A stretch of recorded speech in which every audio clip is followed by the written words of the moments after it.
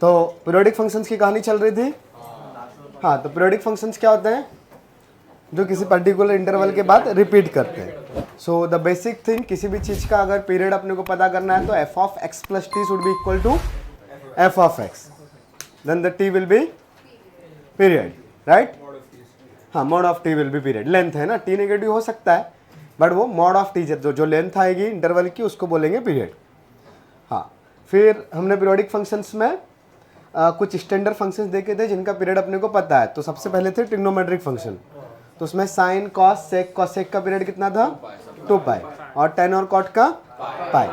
फिर एक फंक्शन देखा था, हाँ, फ्रैक्शनल पार्ट ऑफ है, उसका पीरियड 1। फिर क्या कांस्टेंट फंक्शन की बात करी थी? यस, तो फंडामेंटल पीरियड की बातें भी कर ली थी। द मिनिमम वैल्यू, हाँ, minimum positive value will be the fundamental period. बाकी पीरियड तो उससे बड़ा भी हो सकता है, जैसे साइन एक्स का 2 पाई पीरियड है बट साथ में 4 पाई भी पीरियड तो है ही, बट फंडामेंटल इज 2 पाई। सही है? हाँ, फिर कांस्टेंट फंक्शंस की बातें तो हो ही गई। पीरियोडिक फंक्शन है बट फंडामेंटल पीरियड डिफाइंड नहीं है। समझ में आता है इतना? हाँ, फिर उसके बाद में कंबाइंड चीज करना था अगर अपने को दो फंक्शंस, तब उनका पीरियड एलसीएम लेना था। हाँ, अगर दो फंक्शंस ऐड कर दिए या माइनस कर दिए तो उन दोनों का कंबाइंड पीरियड, हाँ, अगर एलसीएम डिफाइंड होगा तो ही पीरियोडिक होंगे, अगर एलसीएम डिफाइंड नहीं है तो नॉन पीरियोडिक होंगे। हाँ, फिर उसके बाद था कि अगर एलसीएम डिफाइंड है दोनों का तो उनका पीरियड क्या आएगा? हाँ, लेस देन और इक्वल टू 2, इक्वल टू भी हो सकता है या लेस देन भी हो सकता है। उस पर कोई एग्जांपल देखा था? जैसे cos x, mod cos x plus mod sin x, नहीं? ओके, ठीक है, उसके एग्जांपल देखते हैं। और फिर डायरेक्ट फंक्शन के साथ ट्रांसफॉर्मेशन किए गए कुछ, जैसे एफ ऑफ एक्स का पीरियड टी है तो उस x में किसी नंबर का मल्टीप्लाई कर दिया तो पीरियड क्या होगा? T by. उससे प्लस माइनस किया तो पीरियड पे कुछ इफेक्ट पड़ेगा? नहीं, सिर्फ x के साथ मल्टीप्लाई डिवाइड पे पीरियड पे फर्क पड़ेगा। अगर एफ ऑफ एक्स के बाहर में कुछ मल्टीप्लाई डिवाइड किया तो कुछ नहीं फर्क पड़ेगा। हाँ, लेकिन एफ ऑफ एक्स के साथ में ही कोई और फंक्शन मल्टीप्लाई कर दिया तो हाँ, तब फर्क नहीं। कोई दो फंक्शन मल्टीप्लाई किए तब पीरियोडिक में अपने को एलसीएम वगैरह वो सब चीज़ें या कुछ और भी हो सकता है, देखना पड़ेगा। सही है? हाँ, जैसे एफ ऑफ एक्स का पीरियड टी है तो एफ ऑफ एक्स का होल स्क्वायर का पीरियड टी हो भी सकता है या टी से कम भी हो सकता है। जैसे फॉर एग्जांपल साइन एक्स का पीरियड 2 पाई है बट साइन स्क्वायर एक्स का पीरियड क्या आएगा? हाँ, ये सब नहीं किया है। ओके, तो साइन स्क्वायर एक्स का पीरियड आएगा पाई। उसका ग्राफ से सोच सकते हो, 0 से पाई में जैसा आएगा वैसा ही पाई से 2 पाई में भी आएगा, 2 पाई से 3 पाई में भी वैसे ही बनेगा। तो उसका पीरियड कितना हो जाएगा? पाई। तो स्क्वायर करने पे चीज़ें बदल सकती है। बट अगर फ्रैक्शनल पार्ट ऑफ एक्स है तो फ्रैक्शनल पार्ट ऑफ एक्स का होल स्क्वायर कर दिया तो क्या पीरियड चेंज होगा? नहीं, अगेन वो इंटीजर्स पे ही जाने वाला है। तो 0 से 1, 1 से 2, 2 से 3। सही है? कोई कन्फ्यूजन? हाँ, तो ठीक है। तो अब अपने पास आता था एलसीएम वाला। तो एलसीएम में सिर्फ अपन ने यही स्टेटमेंट लिखा है कि एफ और जी दोनों पीरियोडिक है और दोनों का पीरियड का एलसीएम अगर डिफाइंड है तो दोनों पीरियोडिक होंगे, अगर दोनों का एलसीएम नॉट डिफाइंड है तो पीरियोडिक नहीं होंगे। सही है? और अगर डिफाइंड होगा तो पीरियड लेस देन और इक्वल टू होगा। उसका एक्सप्लेनेशन देख लिया था, लॉजिक थोड़ा बहुत कुछ समझ लिया था? नहीं? ओके, ठीक है। तो सबसे पहला चीज़ तो एलसीएम निकालना तो सीखेंगे ही, बट उससे पहले ये जो स्टेटमेंट बोल रहे हैं कि पीरियड लेस देन कम हो सकता है वो भी देख सकते हैं, या इक्वल टू हो सकता है, ऐसा भी। तो मैं अगर जनरल चीज़ बात करूँ, कोई जनरल चीज़ है, कोई फंक्शन है एफ ऑफ एक्स, इसका पीरियड मान लो कि 1 है। ओके, तो ये मान लो ऐसा 1 पे जा रहा है, थोड़ा सा कुछ ले लेते हैं, ये ऐसा 1 पे आया, फिर से 2 में भी ऐसे आएगा, 3 पे भी और 4 पे भी, and so on, right? But कोई फंक्शन है जी ऑफ एक्स और इसका पीरियड मान लो कि 1.5 है, तो ये मान लो वापस से ऐसा ही बन रहा है, बट ये 1.5 फिर 3, 4.5 और 6 एंड सो ऑन। अब इन दोनों को ऐड करेंगे तो 0 पे तो कहानी 0 आएगी, जैसे हमने एपी में देखा था, दो कॉमन एपी वाली चीज़ है ना। सही है? तो एक बार दोनों का वैल्यू सेम आ गया, अब फिर से वापस सेम कब आएगा? 3 पे, जब दोनों 0 0 बनेंगे। हाँ, तो ये ऐसा कहानी बनेगा ना, हाँ 3 और 6 पे, राइट, 6। अब ऐसा भी, ये f प्लस जी दोनों बनाया मैंने। अब ऐसा भी सोच सकते हो, मान लो ये वैल्यू कुछ भी था, y1 था पहली बार में, y1, फिर y2 आ गया, y3 आ गया, y4 आ गया, और ये पीरियोडिक है, तो इसमें कुछ पर्टिकुलर सिमिलरिटीज रहेगी ना, एडिशन वाला टाइप का। बोलो दोनों का एलसीएम कितना है? हाँ 3, तो एलसीएम के इक्वल आ गया 3, एलसीएम के इक्वल आया ना। हाँ पीरियोडिक फंक्शन है दोनों का कंबाइंड चीज, इसलिए एलसीएम डिफाइंड है। एलसीएम कब डिफाइंड नहीं होगा वो देखेंगे 2 मिनट में, ठीक है। बट अगर ये वाली चीज में, मतलब आप एलसीएम वाली कहानी समझ में आ रही है या और एक्सप्लेन करने का जरूरत है? समझ में आ रहा है? हाँ, मतलब दोनों को फिर से एक बार मिलना पड़ेगा ना, तो उसके लिए जैसे हमने एपी में देखा था कि 2 अगर कॉमन एपीस है तो पहले उनका एक कॉमन पॉइंट ढूंढते थे, फिर दोनों का कॉमन डिफरेंस, हाँ फिर वो कॉमन डिफरेंस वापस से उसका डिफरेंस आता था, याद है ना। हाँ न्यू सीरीज का difference will the LCM of 2 series, yes yes yes. हाँ तो वैसा ही कहानी यहाँ पे भी है, क्योंकि फिर से वो रिपीट करना चाहिए। कोई कंफ्यूजन? हाँ, बट ऐसा भी हो सकता है कि उससे पहले ही वो दोनों लोग रिपीट कर जाए। जैसे फॉर एग्जांपल मेरे पास है साइन एक्स का पीरियड आपको पता है 2 पाई। अच्छा, मॉड साइन एक्स का पीरियड पाई। मॉड साइन एक्स का ग्राफ ऐसे बनेगा ना, हाँ ये आ जाएगा पाई, 2 पाई, 3 पाई एंड सो ऑन, राइट। अच्छा, मॉड कॉस एक्स का, हाँ बस ऐसा बनेगा। तो ये 0 तो ये पाई, सेम वैल्यू तो फिर से आ गई ना पाई इंटरवल के बाद। अब कहीं पर भी देख लो, इट इज नॉट नेसेसरी कि आप हर बार 0 से स्टार्ट करके देखो। ये वैल्यू कितनी है? π/2, इसमें पाई ऐड करेंगे तो, हाँ तो इस पे और इस पे भी वैल्यू सेम आएगी। ये पॉइंट और ये पॉइंट अगर सेम लाइन पे है तो इन दोनों का डिफरेंस भी कितना आएगा? पाई। तो एवरी एक्स के लिए वो ट्रू होना चाहिए। तो अगर 0 से देखना अपने लिए पॉसिबल नहीं है तो किसी और एक्स से भी हम लोग कंपेयर करके देख सकते हैं, but it should be true for all x, right. उसका कुछ तो कैलकुलेशन या कुछ तो कॉन्सेप्ट अपने को दिखना चाहिए। समझ में आता है? हाँ, तो अब लेकिन अगर मैंने इन दोनों को कंबाइन कर दिया तो ये पहले इसका भी पीरियड पाई था और इसका भी पाई था, तो एलसीएम तो दोनों का पीरियड कितना आएगा? एलसीएम तो पाई एंड पाई का एलसीएम पाई ही आएगा। बट अगर ये फंक्शन लिया तो क्या इसका पीरियड पाई है? नहीं, क्या है? π/2 है। तो कम आ रहा है, सोच के बोला। हाँ तो बोलो कैसे? हाँ मतलब ठीक है, ग्राफ से लॉजिक लगाया, बढ़िया है। बट एक और चीज है, ये साइन एक्स कॉस एक्स में कन्वर्ट हो जाएगा और कॉस एक्स साइन एक्स में π/2 के बाद। तो अगर मैंने एफ ऑफ एक्स प्लस π/2 किया तो sine of x plus π/2 plus mod of cos of x plus π/2। तो ठीक है, साइन एक्स खुद साइन एक्स नहीं बन रहा है बट कॉस एक्स बन रहा है। हाँ तो मॉड है, यहाँ पे ये माइनस साइन एक्स है बट मॉड है ना, तो प्लस ही हो गया। तो mod cos x plus mod sine x, तो दोनों चीजें सेम हो गई क्या? तो F of x plus T is equal to F of x, तो टी विल बी पीरियड। तो यहाँ पे पीरियड क्या हो गया? π/2। समझ में आ रहा है? कोई कंफ्यूजन? अच्छा, अब सिमेट्रिक वाली चीजें तो होनी ही चाहिए ऑब्वियसली। तो सबसे पहले अगर कोई मान लो दोनों का एलसीएम पाई था, तो उससे छोटा वाला अगर कोई पीरियड आ रहा है तो उसमें भी तो पीरियोडिक चीजें रहेगी ना, मतलब पाई उस पे आना ही चाहिए एक बार तो उसका टर्न। और अच्छे से बोलूँ तो अगर मान लो दोनों का एलसीएम पाई है तो पीरियड पाई तो होगा, ये तो कंफर्म है। उससे कम भी हो सकता है ना, हाँ बट कम मतलब कितना? कोई भी नंबर या कुछ पर्टिकुलर पैटर्न के साथ, तो ऑब्वियसली पैटर्न के साथ वो nth मल्टीपल में आना चाहिए ना एलसीएम। अगर पीरियड टी है तो n T will be period also, right. T period है तो n T will be period. अब उल्टा, अगर टी पीरियड है बट फंडामेंटल पीरियड टी से स्मॉलर है तो वो t-2 t-3 ऐसे नहीं सोच सकते। हाँ, हम लोग ये जनरल चीज बोल सकते हैं कि it will B t/n, correct, divisor of t। अगर कोई t पीरियड है, मतलब हमने अभी पहले बात करी कि अगर t पीरियड है तो obviously n into T period होगा। हाँ, अब अगर मैंने ऐसा बोल दिया कि टी एक पीरियड है बट फंडामेंटल नहीं है, फंडामेंटल पीरियड इससे छोटा है। मतलब मान लो कि पी पीरियड था और एक पीरियड टी है, तो फंडामेंटल पीरियड अगर पी है तो P can be T by n ना, या आप ऐसा बोल सकते हो कि एन पी, पी पीरियड है तो एन पी भी पीरियड होगा ना, एन पी इज टी, सही है। तो P can be T by N.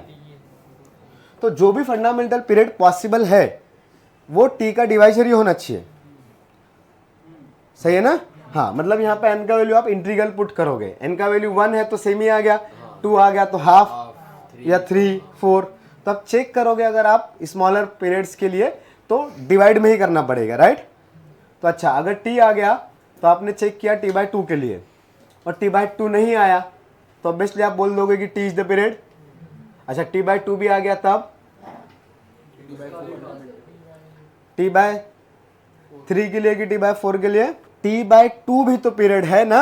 अगर आपको पता चल गया कि t/2 पीरियड है तो फिर उसका हाफ ना, हाँ तो फिर t भी तो पीरियड है। अगर t/2 नहीं है तो t/3 देखेंगे, हाँ तो t/6, तो फिर t/6। t/3 क्यों देखेंगे? अगर t/2 नहीं आया तो नहीं नहीं नहीं नहीं नहीं, अरे यार ये हटा रहा हूं मैं, चलो फिर से लिखेंगे थोड़ी देर में।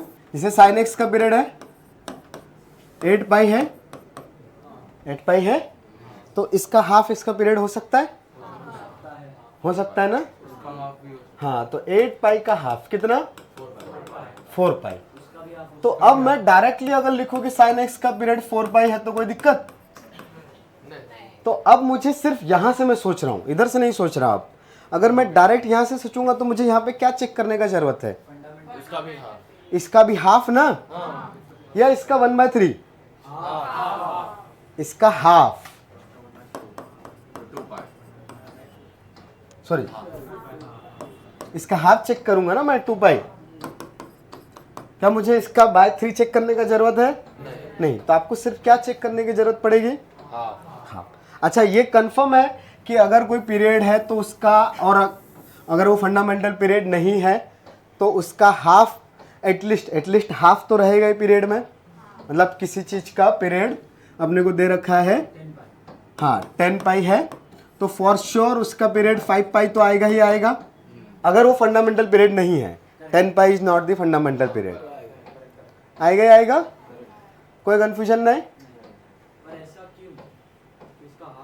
हाँ, लेकिन अगर आप किसी का पीरियड पाई है तब तो क्या 3 पाई भी पीरियड होगा ना। तो 3 पाई अगर पीरियड है तो उसका हाफ पीरियड आएगा।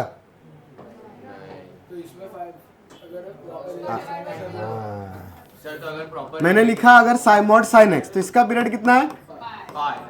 पाई। तो इसका 2 पाई भी पीरियड होगा। अच्छा, 3 पाई भी पीरियड होगा। 3 पाई/2 इसका पीरियड होगा क्या? नहीं।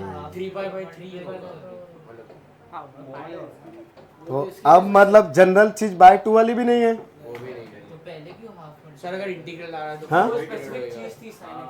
वो sin x का एक पर्टिकुलर चीज था, दो वहां पे हाफ से काम हो रहा था, यहाँ पे हाफ से होगा क्या? नहीं, बस इंटीग्रल मल्टीपल है ये बोल सकते हैं। तो सिर्फ sin x के लिए हाफ था? नहीं, वो हाँ मतलब वहां पे ऐसे बहुत सारे फंक्शंस हो सकते हैं, ऐसे बहुत सारे फंक्शंस हो सकते हैं, बट थिंग इज अगर इवन मल्टीपल है तो बाय तब कर सकते हैं, बाय 2 कर सकते हैं। और ऑड मल्टीपल है तो जरूरी है? ऐसे कुछ जनरल हाँ, अगर 2 पाई का चीज है तो 6 पाई आएगा, तो 6 पाई का हाफ सर ऐसा नहीं आया। हाँ, मतलब हम लोग डायरेक्ट डिवीजन वाले से जनरल चीज तो नहीं निकाल सकते। हाँ, लेकिन एक चीज बोल सकते हैं, it will be the divisor of period, मतलब fundamental period will be the divisor of actual period, right. समझ में आ रहा है क्या? हाँ, तो जब भी आपको चेक करना पड़ेगा, इट इज नॉट नेसेसरी कि 2 से। हमने ये सब डिस्कशन इसलिए किया, ज्यादातर क्वेश्चंस में इस टाइप के जो क्वेश्चन तुमको दिखेंगे मॉड्यूल में, बुक्स में, उसमें बाय 2 वाली कहानी ही रहेगी, ठीक है। हाँ, तो अभी तक जो बातें करी हमने, ये देखा कि पीरियड कम भी हो सकता है जो उन दोनों का एलसीएम है। जैसे एक एग्जांपल देखा, ज़्यादातर टाइम पे वही है, तो कम क्या हो सकता है? The fundamental will be the divisor of that, divisor. But वो हाफ भी हो सकता है, 1/3 भी हो सकता है, कुछ और भी हो सकता है, ठीक है ना। हाँ, वो जनरल चीज़ अभी हम लोग नहीं लिख सकते। कोई कन्फ्यूजन? हाँ, बट उसमें एक चीज़ है कि एक तरीका ये पता चलता है जो सबसे ज़्यादा यूज़ होता है इसमें, जैसे मॉड साइन एक्स और मॉड कॉस एक्स था, तो साइन वाला कॉस में बदल गया, कॉस वाला साइन में बदल गया। मतलब अगर दो फंक्शंस का एडिशन है, दो फंक्शंस का अगर एडिशन है, तो हम बोल सकते हैं कि एक फंक्शन अगर दूसरे में कन्वर्ट हो रहा है और सेम टाइम पे दूसरा फंक्शन पहले वाले में कन्वर्ट हो रहा है, हाँ, तो फिर वो पॉइंट भी उसका पीरियोडिक वाला पॉइंट बन जाएगा, मतलब वो लेंथ भी पीरियोडिक में चला जाएगा, राइट। क्या बोल रहा हूँ, कुछ समझ में आ रहा है? नहीं?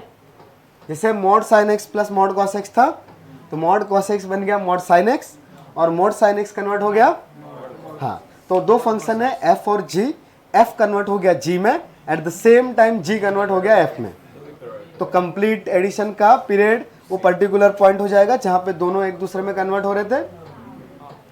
जैसे साइन मॉड साइन बन गया मॉड कॉस एक्स एट π/2, और मॉड कॉस एक्स बन गया mod sine X at π/2, same point पे बने हैं, ठीक है। हाँ, तो उसका पीरियड π/2 हुआ क्योंकि दोनों चीजें फिर से सेम ही आ गई। कोई कंफ्यूजन? हाँ, ऑब्वियसली π/2 पे नॉट डिफाइंड चीजें होगी, हाँ, बट वैल्यूज का एडिशन तो सेम ही आएगा ना। π/2 पे एसिम्पटोट आएगा तो फिर आगे अगेन 3π/2 पे भी आएगा। जैसे 0 पे 0 आएंगे सबके सब, नहीं 0 पे सबका एडिशन 1 होगा, तो अगेन 2π पे भी सबका एडिशन 1 ही होने वाला है, सेम ही है, तो पीरियोडिक आएगा ही आएगा, कोई दिक्कत ही नहीं है उसका, ठीक है। समझ में आ रहा है?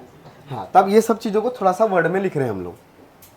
हाँ, तो अभी तक हमने सिर्फ क्या लिखा था, if LCM of T1 defined then period of F of x and g of x will be, नहीं प्लस और माइनस, एंड नहीं, then period of F of x plus minus g of x. हाँ, तो लिखो पहले LCM की कहानी थोड़ा सा लिख लो। LCM of rational and irrational,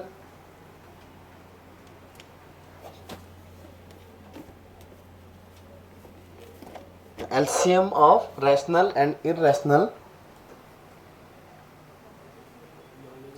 is not defined, or is not possible, not possible, define का क्या?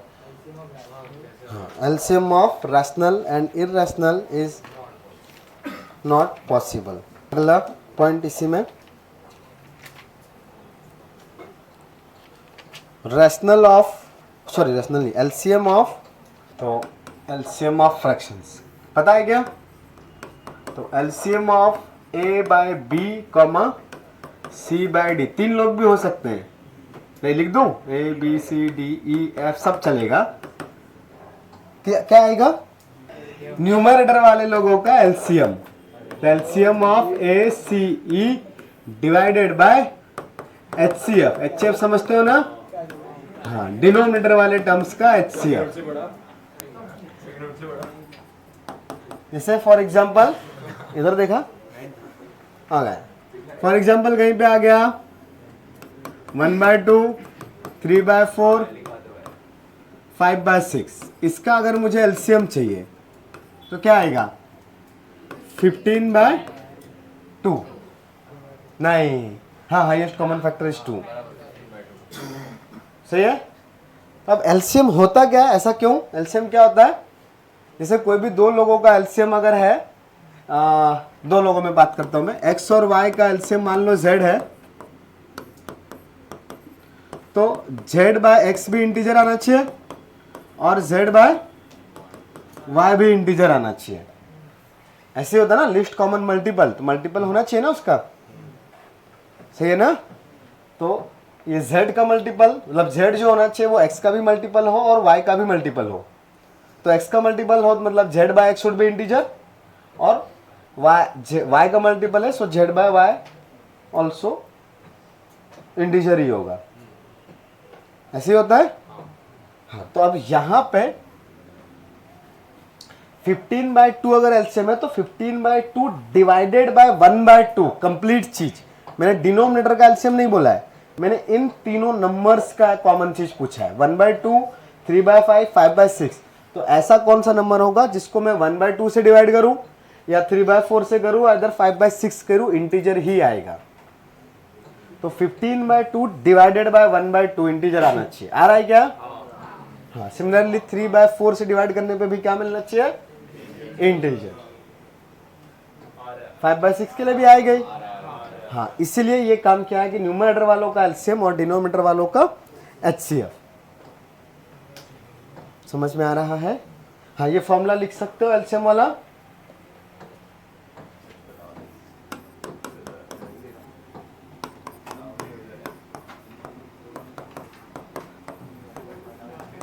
तो फिर अब कॉमन सेंस से ये बताओ क्या आएगा? न्यूमरेटर में क्या लिखूं? यस, एचसीएफ ऑफ एंड सी।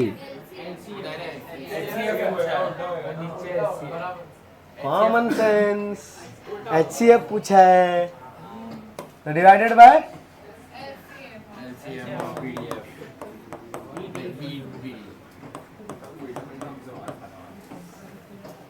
हाँ लिख लो। तो कुछ चीज़ें स्टैंडर्ड है जो हम लोग दोनों के कंबाइंड चीज़ में एलसीएम को लेके लिख सकते हैं। तो लिखो ऐसा।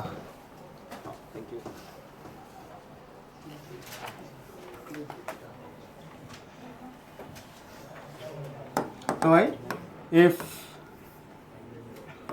f1 of x has period t1 and f2 of x has period t2, तो इसमें f1 of x plus f2 of x में ऑब्वियसली अभी हमने काफ़ी चीज़ें डिस्कस करी, और उसमें से कुछ एक दो चीज़ें हैं जो हम लोग लिख सकते हैं। तो पहला, it will be directly LCM of t1 and t2 if हाँ नहीं हाँ ऑब्वियसली डिफाइंड है, वो कहानी लिख चुके हैं। अब वो कम होगा या नहीं होगा उसके बारे में एक स्टेटमेंट लिख रहे हैं। तो it will be directly LCM of t1 and t2 if f1 of x and f2 of x are not even function. f1 of x and बोला कि प्लस बोला? नहीं प्लस माइनस ही रखो, एंड नहीं, मतलब दोनों अलग अलग नहीं, कंबाइंड चीज। If f1 of x plus और minus f2 of x is not an even function, then directly LCM लगा सकते हैं। Is not an even function, even function नहीं है तब बोल सकते हैं कि हाँ डायरेक्टली एलसीएम उनका आंसर आएगा। ठीक है। दूसरा एक पॉइंट और जो जनरल तरीके से लिख सकते हैं,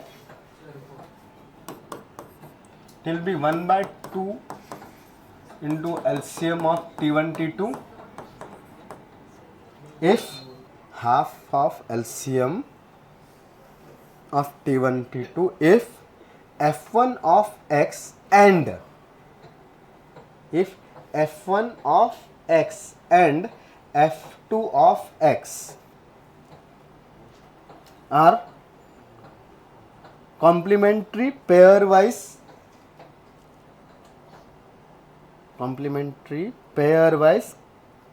comparable function, complementary pairwise comparable function. इसी के नीचे for example mod sine x plus mod cos x, इसमें एग्जाम्पल में लिख लेने का, इसे नीचे वाले के एग्जाम्पल में mod sine x plus mod cos x. ठीक है। हाँ, अब इस एग्जाम्पल को पूरा कर भी लो। इसका पीरियड कितना है? हाँ, वो एक्सप्लेनेशन भी लिख लो कैसे आया। तो यहाँ पे एक फंक्शन है, let's F of x is mod of sine x plus mod of cos x. तो यहाँ पे देख सकते हो आप एक्स प्लस π/2 पे वो mod of cos x plus mod of sine X ही आ जाएगा। तो इसलिए पीरियड कितना हो गया इसका? π/2। जस्ट मोदी, क्या डाउट है बेटा? ये वही है जो थोड़ी देर पहले डिस्कस किया था।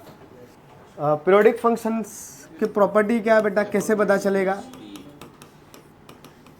तो अब ये अपने को सोचना पड़ेगा कि ये कब पॉसिबल है, जब ये एक फंक्शन दूसरे में कन्वर्ट हो और दूसरा पहले वाले में। तो साइन कॉस में कन्वर्ट हो जाए और कॉस साइन में, तो कब कन्वर्ट हो सकता है? π/2। इसलिए हमने π/2 पे चेक किया और वो आ गया। तो हाँ, π/2 पीरियड हो गया। ठीक है। हाँ हाँ, तो हिट एंड ट्रायल में लॉजिक है, ऐसा नहीं आप यहाँ पे ऑब्वियसली कोई 13π/6 तो ऐड करके चेक नहीं करोगे। कोई और फंक्शन भी रहेगा, tan और cot रहेगा साथ में, तो पाई या π/2 पे चेक करोगे, π/2 पे।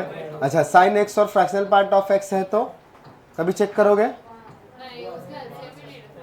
हाँ, वो पीरियोडिक फंक्शन ही नहीं है तो चेक करने की कहानी नहीं आई। या एक क्वेश्चन ही ले लेते हैं, एक क्यों दो ले लेते हैं।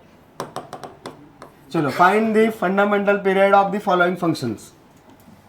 दो क्यों चार ले लेंगे। तो पहला वाला y = sin x + cos x। चलो, फंडामेंटल पीरियड। दूसरा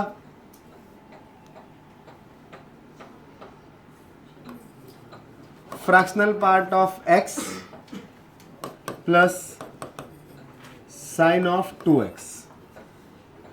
तीसरा fractional part of 2x plus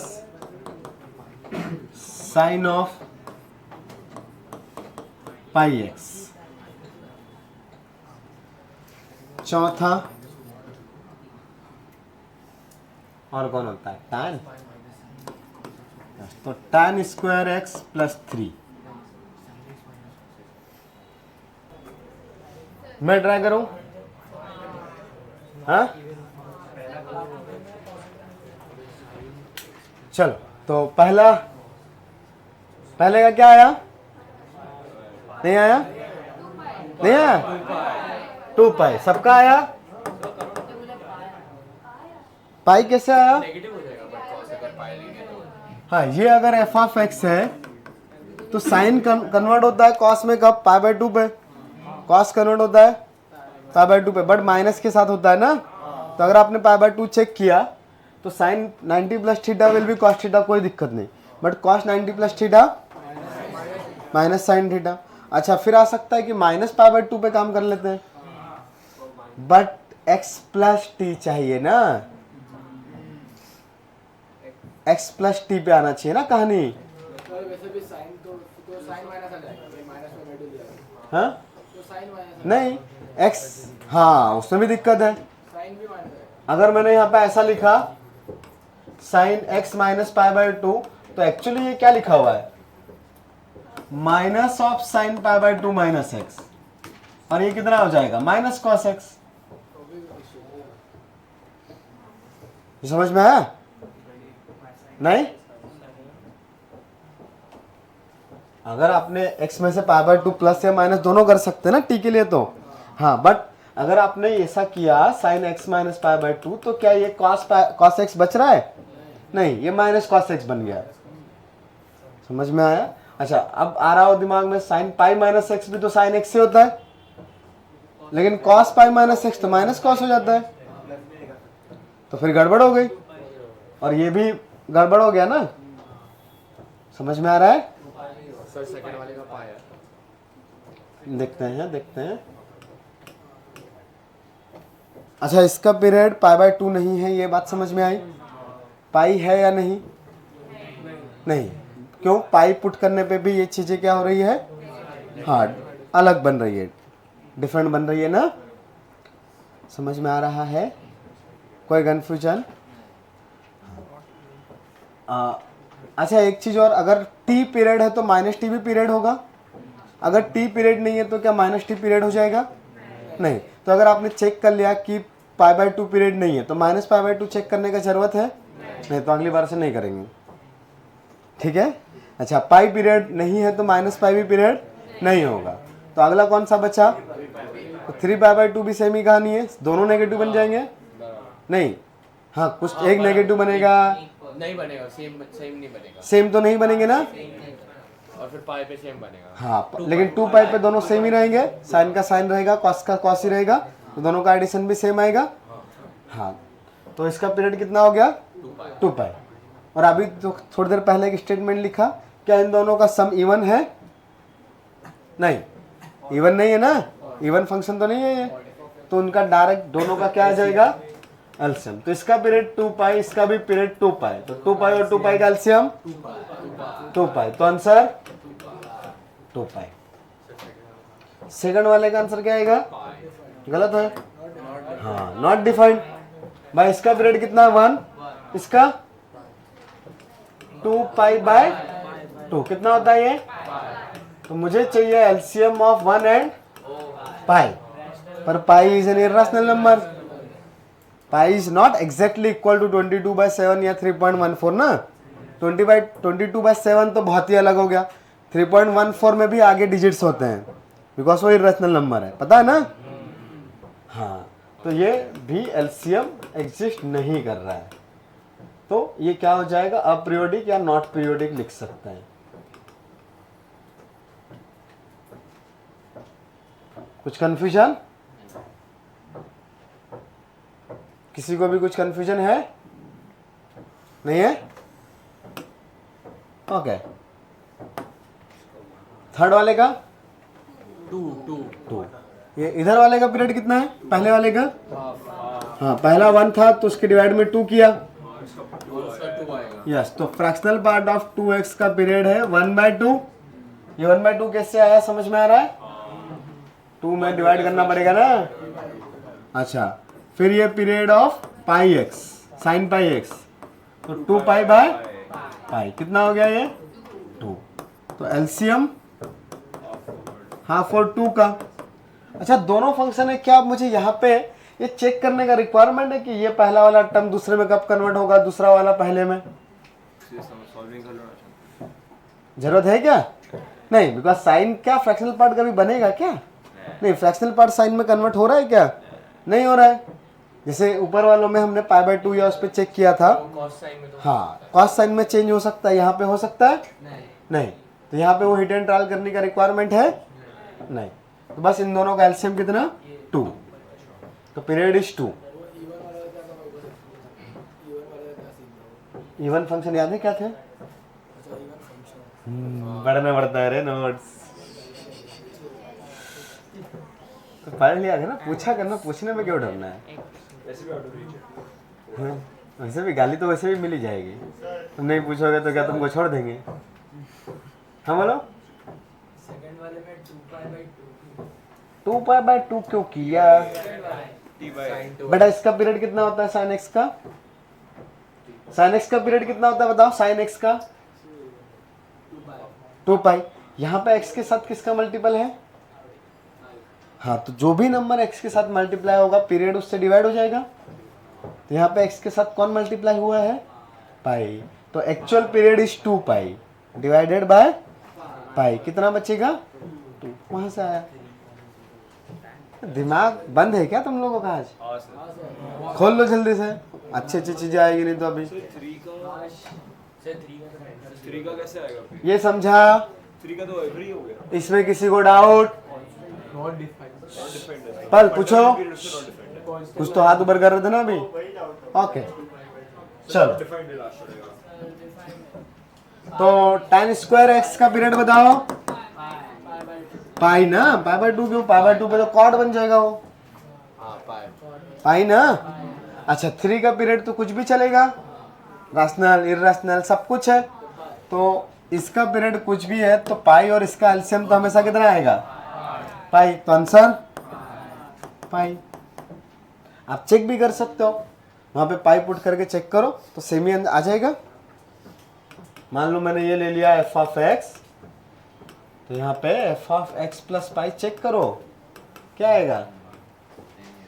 हाँ, tan पाई प्लस एक्स का स्क्वायर प्लस 3, तो tan pi plus theta is tan theta, तो वापस से वो tan स्क्वायर ही तो बचेगा ना। दोनों चीजें सेम आ गई। चलो, find the period of F of x is equal to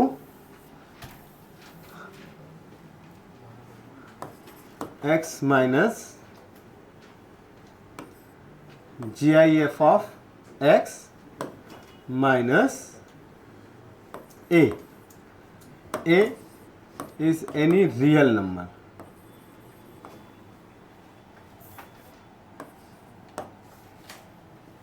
क्या 1 की नॉट पीरियोडिक?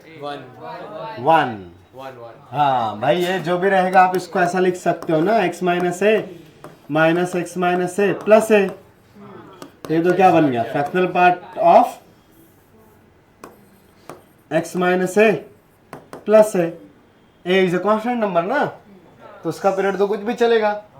हाँ तो और ये क्या बचा, फ्रैक्शनल पार्ट, तो फ्रैक्शनल पार्ट का पीरियड 1। हाँ तो आंसर इज 1, लिख सकते हो। हाँ बिल्कुल, देखो ये फ्रैक्शनल पार्ट पीरियोडिक होता है, लेकिन जीआईएफ तो नहीं है।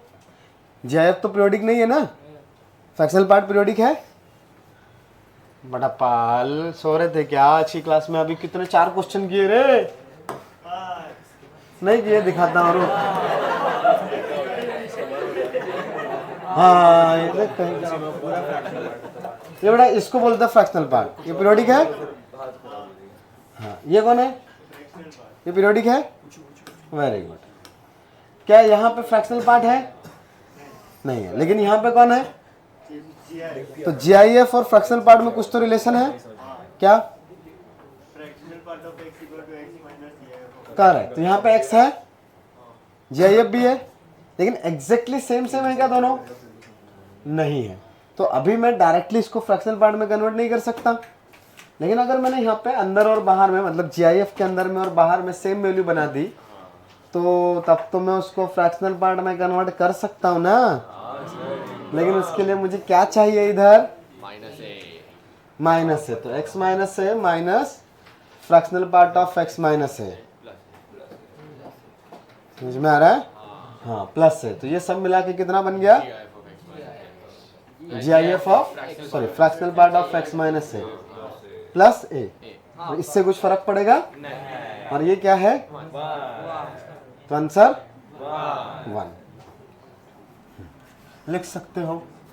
हाँ ये पीरियोडिक है, इसका पीरियड ही आंसर मतलब पीरियोडिक पीरियड ही निकाला ना उसका। ओके अगला, चलो अगला एक क्वेश्चन लिखो। Find the period of cos of sine x plus sine of cos x. अच्छा इसका पीरियड तो पाई है, इसका cos pi plus x is minus cos x, sine of minus x is minus sine x, तो इसका तो 2 पाई पीरियड है। इसका पीरियड कितना है? पाई। इसका तो कैसे पता चला? ये cos of sine pi plus x कितना होगा? Cos of minus sine x ना। लेकिन कॉस माइनस थीटा कितना होता है? Cos theta. तो इस माइनस का कुछ काम है? नहीं, तो ये तो ऐसा ही आ जाएगा। बट इधर वाले में पाई हो सकता है क्या? नहीं, बिकॉज यहाँ पे कॉस पाई प्लस एक्स लिखा, तो ये आता है माइनस कॉस एक्स। लेकिन sine minus theta is minus sine theta, तो इसका पीरियड पाई नहीं है। हाँ 2 पाई तो ऑब्वियसली है, कॉस एक्स खुद ही सेम कॉस एक्स बन जाएगा, तो 2 पाई तो है ही, लेकिन उसका हाँ 2 पाई से कम नहीं है। एक का पाई है और दूसरे का 2 पाई है ना, दोनों का एलसीएम 2 पाई। तो इसका मल्टीपल कौन सा? 2 पाई का मल्टीपल चाहिए था ना। हाँ तो 2 पाई से छोटा वाला अपन ने पाई पे चेक कर लिया। क्या और कभी ये एक दूसरे में कन्वर्ट होंगे? नहीं। क्या ये कभी ये वाला कॉस कभी साइन बनेगा? बाहर वाला नहीं, बाहर वाला कॉस कभी साइन नहीं बनेगा। तो ये पॉसिबिलिटी नहीं है कि पहला फंक्शन दूसरे में कन्वर्ट हो जाए और दूसरा पहले में कन्वर्ट हो जाए। सही है ना? हाँ तो पीरियड क्या आएगा? 2 पाई लिख सकते हो। फिर अगला क्वेश्चन। नहीं, एक्स का मल्टीप्लाई में ऐसा ही n थोड़ी ना है।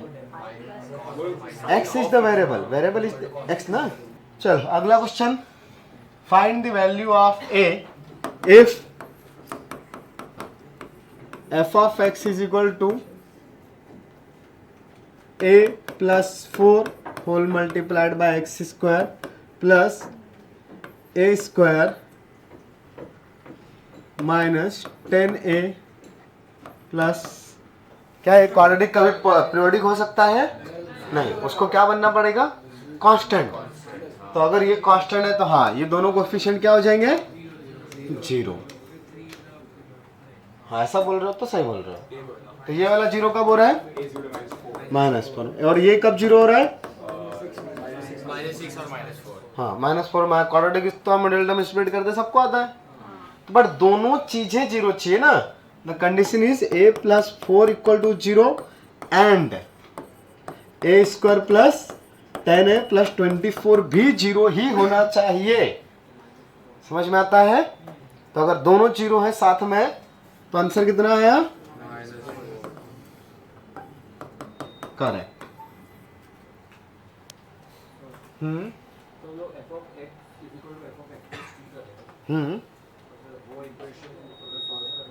हाँ तो अपने को पता है ना कि ये सिर्फ कब हो सकता है जब कांस्टेंट टर्म आए। अदरवाइज क्या क्वाड्रेटिक 2 डिग्री का पॉलिनोमियल क्या कभी पीरियोडिक हो सकता है? उसका कुछ भी कोएफिशिएंट लिखो आप, अदर देन 0 कुछ भी लिखो, पीरियोडिक होगा ही नहीं। क्वाड्रेटिक या तो ऊपर बनेगा या नीचे बनेगा, बट पीरियोडिक तो नहीं होगा ना। बार बार ऐसे तो नहीं चलेगा, क्योंकि उसका डेरिवेटिव तो एक ही जगह पे 0 होगा, तो एक ही वर्टेक्स आएगा। और डेरिवेटिव फॉर श्योर 0 होगा, क्योंकि डिफरेंशिएशन तो लीनियर बन जाएगा। लीनियर चीज तो 0 होगी और एग्जैक्टली एक बार होगी। अगला,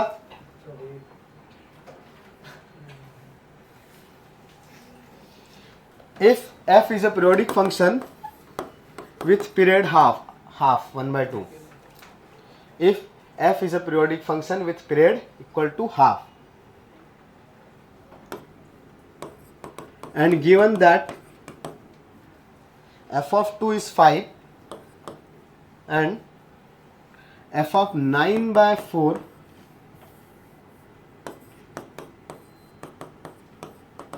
is 2, then find f of -3 and f of 1/4. क्या? If f is a periodic function, if f is a periodic function with period equal to half and given that f of 2 is 5, board पे लिखा है वैसे, हाँ, और f of 9/4 is 2, then find the values of those two values. चलो मैं try करूं। Sir 5 और 2।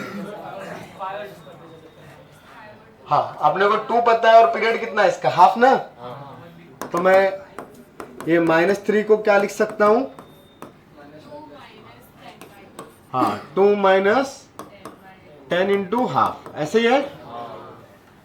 तो ये तो वैसे ही हो गया ना, f of 2 - 10t और t इज द पीरियड। तो प्लस करूं माइनस करूं t का कुछ फर्क नहीं पड़ता, ये तो f of 2 ही आएगा। और f of 2 कितना है? 5। तो आंसर कितना आ गया पहले वाले का? 5। यही तो पीरियोडिक फंक्शन का डेफिनेशन है, f of x + t = f of x। सही है?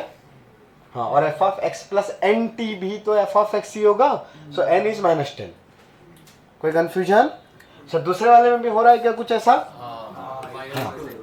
1/4 पता है ना अपने को? नहीं, 9/4 पता है। करेक्ट। तो मैं क्या कर दूं, 1/4 की जगह पे 9/4 माइनस 2 + 1/4 ना। हाँ, 2 + 1/4 भी कर सकते हैं, लेकिन उससे मिलेगा क्या? अच्छा, इसको ना, हाँ ये भी कर सकते हैं, चलेगा। तो ये 2 + 1/4, तो ये f of 1/4 + 4 × हाफ लिखा हुआ है क्या? And half is the period ना। अच्छा, तो period f of 1/4 + 4t, that value will be f of 1/4। सही है? हाँ, मतलब ये अपन ने किसको लिखा था? f of 9/4 को। तो actually f of 9/4 and f of 1/4 equal ही है। समझ में आ रहा है सबको? ऐसा कोई जिसको नहीं समझा? सीधा 1/4 + 8/4। वो भी चलेगा, सब चलेगा रे। अब सब लोग कहाँ से सीख गए सब बोलना है? आज तुम्हारी क्लास से पहले कभी ऐसा सोचा नहीं था मैं सब ऐसे बोलता हूँ। ऐसा मैंने कॉन्शियस में बताया ना। अच्छा हाँ? कॉन्शियस में। चलो ये हो गया। चलो अगला question, find the period of F of x plus one plus F of x minus one, नहीं, find the period of F of X if, find the period of F of X if F of X satisfies, मतलब F satisfies this equation, find the period of F if F satisfies this equation. क्या मैं को नहीं answer नहीं पता। F F satisfies this equation ऐसे लिखा मैंने मन से। तो ऐसे क्वेश्चन में हम लोग क्या करते हैं, देखो अभी यहाँ पे तो 2-3 बार फंक्शन आ गया ना, लेकिन अपने को तो पीरियोडिक होने के लिए एक दो ही जगह पे चाहिए ना भाई, f of x is equal to F of x plus T. इधर तो 3 जगह पे एफ है। वैसे इस टाइप की जो इक्वेशन है इसको बोलते हैं हम लोग फंक्शनल इक्वेशन, जिसमें लॉग यूज होता है तो लॉगरिथमिक इक्वेशन, ट्रिगो यूज होगा तो ट्रिग्नोमेट्रिक, फंक्शन यूज हुआ तो फंक्शनल इक्वेशन। लेकिन इधर 3 जगह पे फंक्शन है तो एक को हटाना पड़ेगा ना, ऐसे ही होता है, मैं जो भी एक्स्ट्रा चीज है उसको मैनिपुलेट करके गायब करना पड़ेगा। बट एक ही इक्वेशन है तो कैसे मैनिपुलेट करें, तब यहाँ पे हम लोग चीजों को रिप्लेस करते हैं। तो मैंने x की जगह पे कोई भी नंबर अगर यहाँ पे लिख दिया तो पूरी इक्वेशन को सेटिस्फाई करेगा, x की जगह पे कोई नया वेरिएबल रख दिया तब भी कोई इफेक्ट पड़ेगा नहीं ना। हाँ, तो हम लोग कुछ ऐसा सब्स्टिट्यूट करते हैं यहाँ पे ताकि एक और नया इक्वेशन बने जिसमें इसमें से कुछ सिमिलर टर्म रहे और कुछ डिफरेंट रहे। जैसे इधर x प्लस वन और x माइनस वन है, तो अभी समझने के लिए मैं x की जगह पे लिख देता हूँ t प्लस वन। ठीक है, तो अगर x की जगह पे t प्लस वन लिखा तो बताओ ये क्या आएगा, ध्यान से देखने का, कंफ्यूजन बहुत हो सकता है। t प्लस टू, इधर बताओ f ऑफ t, इधर t प्लस वन। सही है। अब ये समझाने के लिए पहली बार t से लिखा मैंने, ठीक है। अब थोड़ा सा अलग काम, मैं रिप्लेस कर रहा हूं चीजों को। तो अगर मैंने पूरी इक्वेशन में x की जगह पे x प्लस वन लिख दिया तो क्या इक्वेशन में कोई चेंज आएगा? नहीं। लिख सकता हूं ना मैं? पूरी इक्वेशन में x की जगह पे x प्लस वन लिख दिया तब भी इक्वेशन तो सेम ही रहेगी ना भाई। जैसे sign square X plus cos square x is one, x की जगह पे तो मैं x प्लस वन लिख दूं, sign square X plus one plus cos square X plus one, वो भी तो वन ही आएगा ना। सही है ना। हाँ, तो ये एक इक्वेशन है। तो मैं अगर इस t की जगह पे मैंने अगर x को रिप्लेस किया होता x प्लस वन से तो ये x प्लस टू बनता, इधर में हाँ, इस स्टेप से इस स्टेप तक आने में किसी को कुछ प्रॉब्लम? ये इक्वेशन है, ठीक है। हमने सारी जगह पे रिप्लेस की चीजों को, मतलब सारे x को रिप्लेस किया तो सेटिस्फाई करेगा ही करेगा ना। समझ में आ रहा है सबको? नहीं समझ में आया? Very good. हाँ, अभी ऐड करो या माइनस करो, जो भी कन्वीनियंट रहेगा ताकि एटलीस्ट एक टर्म एलिमिनेट हो जाए। तो हो रहा है, दोनों को ऐड करने से, दोनों को ऐड करूंगा तो आ जाएगा, ये इक्वेशन 1 नाम देता हूं और ये 2। तो 1 प्लस 2 क्या आएगा बता सकते हैं?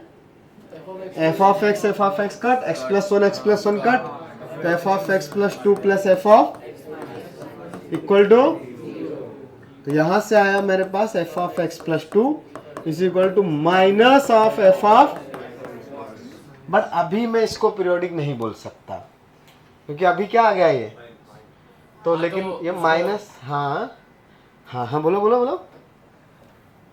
अरे यार बोल रहे थे, क्या पता सही चला जाता। तीसरा वाला इक्वेशन नाम दिया इसको। अब अगर मैंने फिर से इसमें चेंज किया, देखो यहाँ पे अब 2 ही फंक्शंस है, मतलब 2 ही टर्म्स हैं एफ वाले, लेकिन अभी वो पीछे माइनस आ गया ना इधर, तो मैं डायरेक्टली इसको अभी पीरियोडिक फंक्शन की प्रॉपर्टीज के लिए कंपेयर तो नहीं कर सकता, लेकिन फिर से मैं इसमें x को कुछ रिप्लेस करूं ताकि इन दोनों में से एक टर्म फिर से बचा रहे। तो x की जगह पे हाँ x प्लस वन नहीं, मुझे हाँ या तो x प्लस टू और x माइनस वन, तो x माइनस वन बना लेते हैं, x minus one cancel out हो जाए, ऐसा कर देते हैं ना। तो x की जगह पे x माइनस थ्री डाल दो, चलेगा ऐसा कि नहीं चलेगा? कोई भी नंबर डाल सकता है, ऐसा कोई जरूरी नहीं। आप x+3 भी डाल सकते हैं। तुमको 3 चाहिए तो इधर +2 बन जाएगा ना, कर दो x+3, क्या जाता है। तो x+3 किया तो बताओ क्या बनेगा लेफ्ट हैंड साइड, x+5, और ये वाला माइनस ऑफ f(x+2), ये आ गई फोर्थ इक्वेशन। तो अब फिर से दोनों का क्या करें, हाँ, मतलब ये f(x+2) को उठा के यहाँ पे पुट कर दूं फ्रॉम इक्वेशन 3 and 4। ये f(x+5) is equal to minus of x-1। बताओ इसमें कोई दिक्कत, सब्स्टिट्यूट किया, वो भी लिख देता हूं यहाँ पे। तो सब्स्टिट्यूट f(x+2), कोई कंफ्यूजन? ये माइनस था ना, तो एक और माइनस, तो माइनस माइनस प्लस। क्या अभी वो पीरियोडिक फंक्शन जैसी कहानी आ रही है क्या? 4 है, तो 4 है या 6 है? 6 है। करेक्ट, मुझे f(x) चाहिए ना, तो यहाँ पे वापस x की जगह पे क्या लिखूं मैं, x+1। उर्जिता नींद आ गए? नहीं तो क्या आएगा सामने, x+5। हाँ, इसी को बोलते हैं सोना। यहाँ पे आएगा f(x), तो पीरियड कितना हुआ, 6। समझा क्या? नोट करने का मन है तो कर लो, बोलो। हल जितनी बार जरूरत पड़ेगी उतनी बार। हाँ, तो यहाँ पे आ जाएगा ना कि वो कभी इक्वल ही नहीं आ रहा है, वो तो क्वेश्चन पे डिपेंड करेगा, वो तो क्वेश्चन पे डिपेंड करेगा। हाँ, हम लोग पुरानी इक्वेशन के सिमिलर टर्म्स बना रहे हैं। जब तक नहीं आया यही करते हैं। करेक्ट। हाँ, अगर ऐसा रह गया कि तुम्हारे पास ये कैंसिल आउट ही हो गया, यहाँ पे मल्टीप्लाई में 2 आ गया, 3 आ गया, जो कभी एलिमिनेट ही नहीं हो रहा है, हाँ, तो तब नहीं होगा, बट कुछ ना कुछ रहेगा तो पीरियोडिक तभी बनेगा। चलो, f(x-1) plus f(x+1) is √3 times of f(x), and it is for all x belongs to real number, and also given that f(5) is 100, then you just have to find the summation from r equal to 0 to 99 of f(5) plus 12r। क्यों select किया ये वाला? मैं तो 2 बोल रहा था, ये 5 बोल रहा अरे 2 भी वैसा ही था। इससे तो इतना भाई। चलो ये वाला करके दिखाओ जल्दी से, नहीं फिर आगे बढ़ेंगे, फिर आगे बढ़ेंगे। ये वाला करके दिखाओ।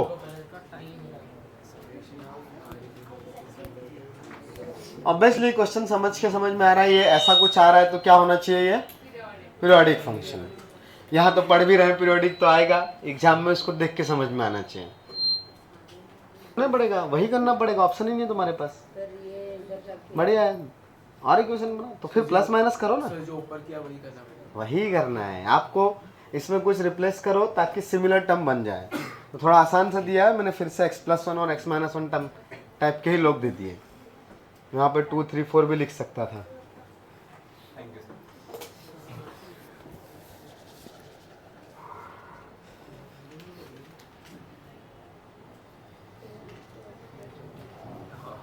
ऐसे क्वेश्चन को देख के विधि तुक्का मारो।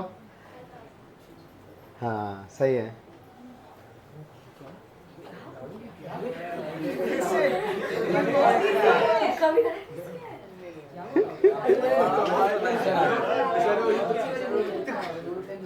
One man and 10,000।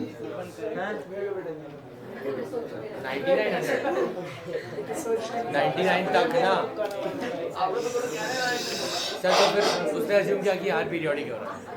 पीरियोडिक तो होगा, ये तो पता ही है अपने को। तो f(5) और पीरियड क्या आएगा, सर 99 पहली हार रहा होगा। 100 टाइम्स f5 किया इजी है, पर वो अज्यूम करना थोड़ा रिस्की बिजनेस हो गया, हाँ कैलकुलेट करना पड़ेगा। रिस्की हो गया थोड़ा अज्यूम करना। वो कर सकते हैं अज्यूम करने के लिए।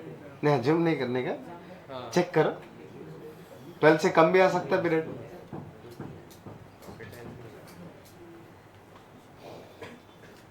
पर कुछ और इन्फॉर्मेशन तो है नहीं क्वेश्चन में। हाँ, f(5) का वैल्यू पता है तो वही यूज हो रहा होगा 100 बार। अगर ये ऑप्शंस में आया तो फिर कर सकते हैं, टाइम वाइम कम है तो।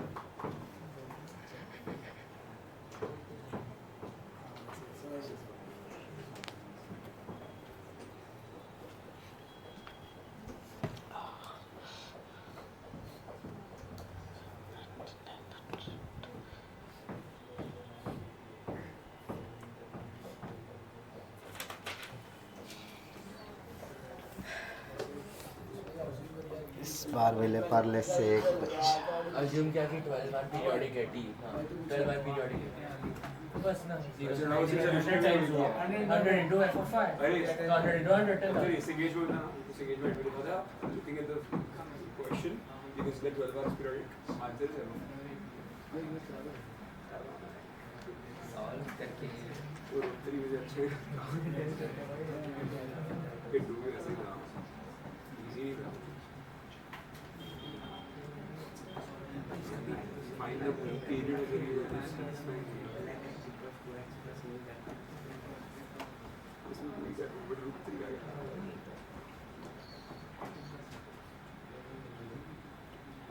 इस बार मिले पार्ले से एक ही 99 से ऊपर है। अगले बार कम से कम 10 तो आनी चाहिए।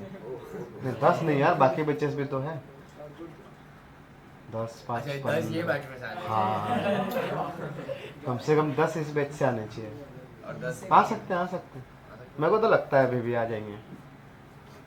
10 तो मिनिमम आ ही जाएंगे। भरोसा है सर हमारे ऊपर।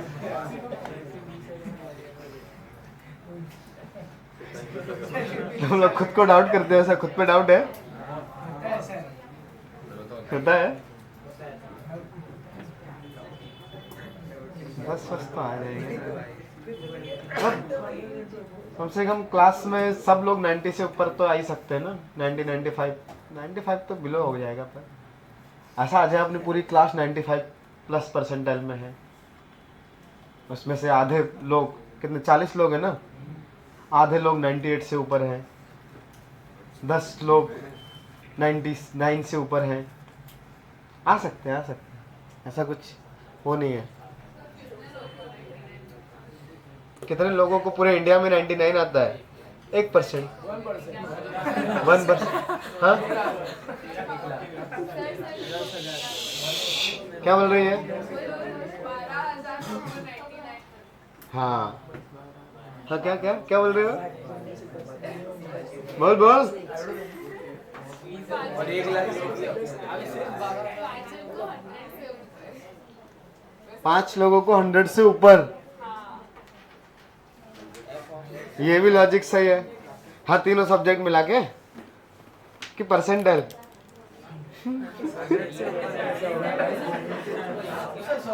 100 के ऊपर कैसे क्रॉस हो? मजाक है रे। हाँ ऐसे 95 फिर उससे थोड़े ऊपर 98 फिर 99 फिर 100 क्रॉस करेंगे अपन। 12 लाख कितने बच्चों ने एग्जाम दिया था इस साल? 12 लाख तो 12,000 बच्चे 99 आ सकते हैं ना। 12,000 में तो आ ही सकते 10। 12,000 में तो आ ही सकते हो ना भाई। 12,000 में नहीं आओगे तो फिर क्या मतलब है? उतना तो आना ही पड़ेगा। नहीं आओगे? हाँ जी 99 तो आएगा रे। 99 क्या है, तो ऐसे आ जाता है।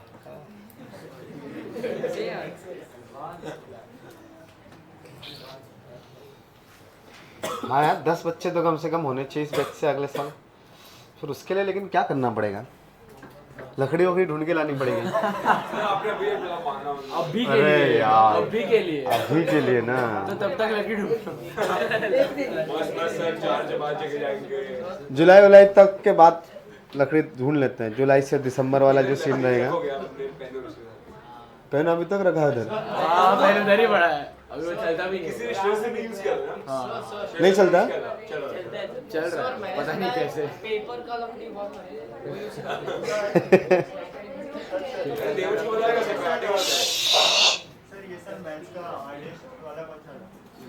मैथ्स का हार्डेस्ट वाला मैंने पेपर नहीं देखे पूरे, पर लास्ट में से कोई सा हार्ड था, 28-29 में से कोई सा था। नहीं मैंने पेपर देखे ही नहीं अभी तक। नहीं आसान नहीं था मैथ्स का पेपर, आसान आता ही नहीं है, सारे सिर्फ लेंथी या हार्ड। मतलब हार्ड का मतलब ऐसा नहीं ना, वो एग्जाम में उस पर्टिकुलर टाइम में करने लायक होना चाहिए ना। अगर हम उस टाइम में नहीं कर पा रहे, ठीक है 10 घंटा दे दिया, 10 घंटे में 100% पेपर आ रहा है तो इसको इजी थोड़ी बोल देंगे। बहुत लेंथी भी तो हुआ, तो अपने लिए तो वो हार्ड ही समझो। मतलब लेंथी ठीक है, उसके लिए एक वर्ड है लेंथी, लेकिन अपने मार्क्स तो नहीं आ रहे ना, मतलब हार्ड हुआ और क्या है। तो कुछ पेपर टफ थे, कुछ लेंथी थे, इसलिए कम मार्क्स पे बहुत परसेंटाइल आ जाता है। 0 मार्क्स पे आया होगा 30-40 परसेंटाइल मैथ्स में ओवरऑल 20-25 तक आ जाता है, 20 परसेंटाइल जैसा 15-20 ओवरऑल आ जाता है। कुछ नहीं होता अपन लोगों का 90 से भी कुछ नहीं होता है, 95 भी क्या काम का है, 99 चाहिए एटलीस्ट। हाँ एटलीस्ट, हाँ नहीं एडवांस तो बहुत नीचे, जनरल के भी हो तो 90 वगैरह पे क्वालिफाई हो जाएगा, 89 में। हाँ 93 था, नहीं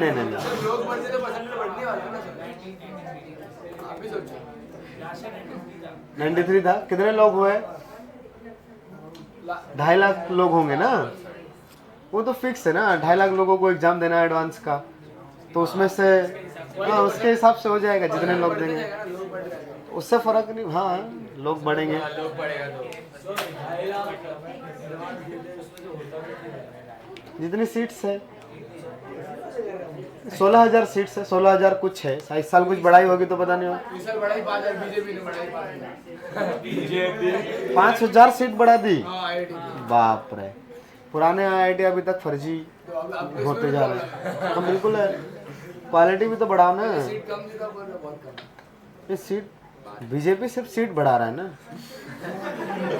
यही तो दिक्कत है। सर कट करने बोलो, ए बंद करो रे थोड़ी देर। लो मैं हूँ देख, नहीं अच्छा है, मतलब इतनी पॉपुलेशन है यार, कम से कम 40-50 हज़ार सीट तो प्रीमियम होनी चाहिए, बट वो नाम की नहीं ना, क्वालिटी होनी चाहिए यार, सब नया आइडिया बनाइए है ना। वो क्वालिटी उतना नहीं है ना नया IITs में, अभी तक हो जाना चाहिए था। 10-12 साल हो गए IITs नए लोगों को ओपन हुए, उतना अच्छा क्वालिटी। शुरुआत के 5-6 IITs का ही नाम है ना, नए IITs इतने खुल गए हैं, कहाँ नाम है। उनको थोड़ा डेवलप भी करना, सीट की ज़रूरत तो है ही, ऑब्वियसली है, इतनी पॉपुलेशन है भाई, तो प्रीमियम सीट्स तो चाहिए ही चाहिए, अच्छा एजुकेशन तो चाहिए, लेकिन क्वालिटी भी तो बढ़ाए। सर आपका माइक्रोफोन थोड़ा कम करो, क्यों? आप एक क्वेश्चन पूछो, थोड़ा कंट्रोवर्शियल क्वेश्चन। इधर आ गया, कट गया। आपको शेड्यूल कास्ट सब का जो रिजर्वेशन था उसका क्या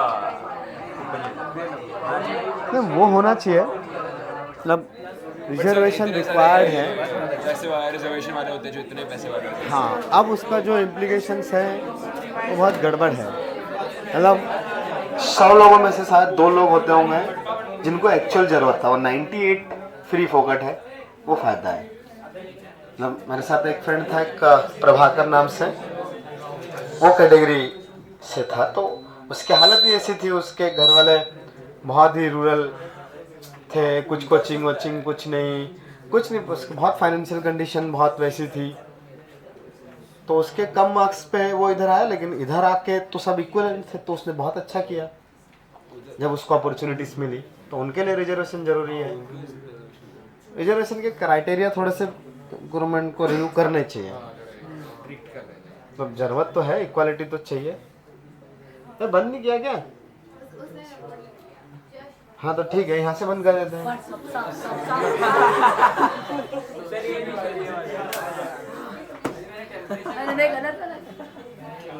हाँ वही किया है।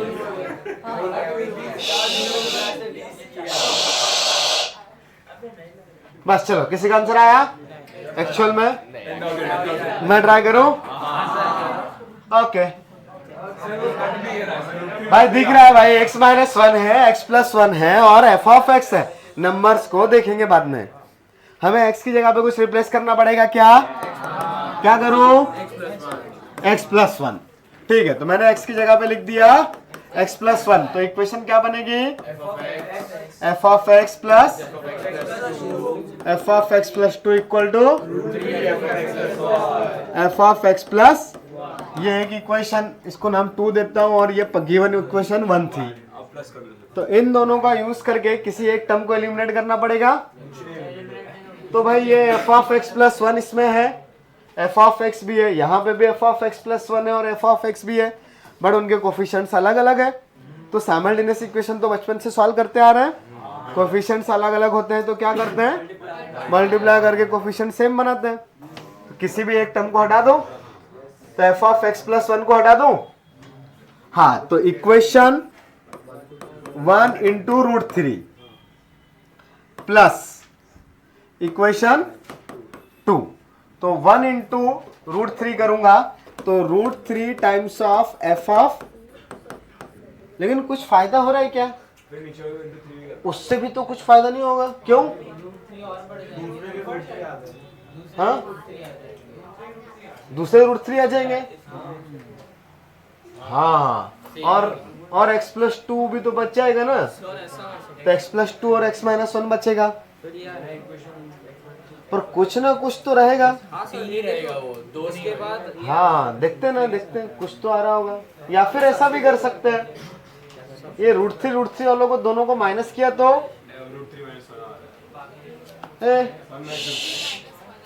ठीक है, ऐसा भी कर सकते हैं। या फिर डायरेक्टली भी ठीक है, माइनस किया दोनों साइड रूट 3 आएगा ना, तो ऐसे करूं या डायरेक्ट माइनस करूं? चलो डायरेक्ट माइनस करते हैं। तो इक्वेशन 2 माइनस इक्वेशन 1 क्या आया बताओ लेफ्ट में? माइनस की प्लस? प्लस किया। तो f of x plus f of x plus 2 ये वाला प्लस वो दोनों f of x minus 1 plus f of x plus 1 equal to root 3 f of x plus 1 plus